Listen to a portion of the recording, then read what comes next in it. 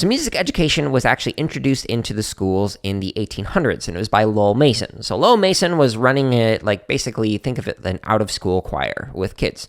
So Lowell Mason wanted to prove that, hey, kids can learn how to sing, and they can actually do this in schools. This could be beneficial for them.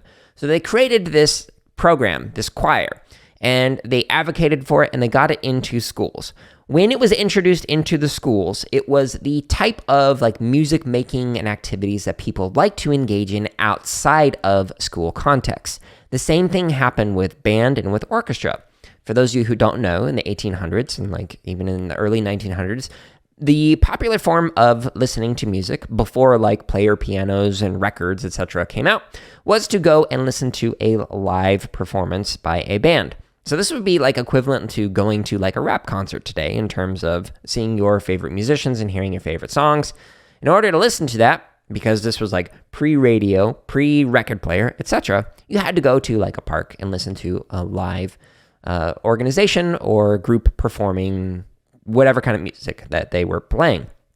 Now, this made it so that if you wanted to listen to your own music, you had to either perform on an instrument or sing or know somebody who would do this.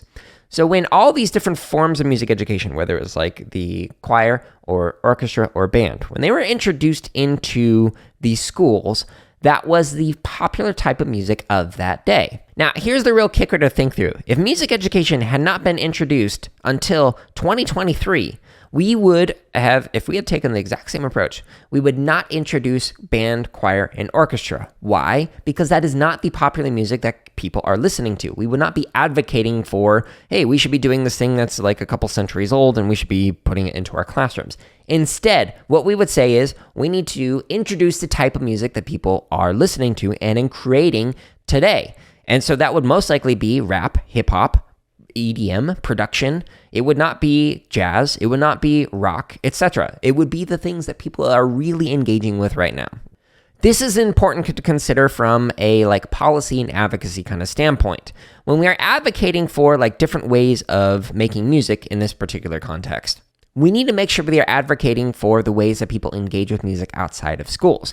Now, what does this have to do with computer science education, you might be wondering? Well, let me tell you real quick. My fear for computer science education is that we are going to replicate some of those problems that music educators have, in that we are going to introduce computer science education in ways that were meaningful to us at the time and not evolve and adapt to what is going on with the ways that people are engaging with computer science practices, concepts, skills, etc.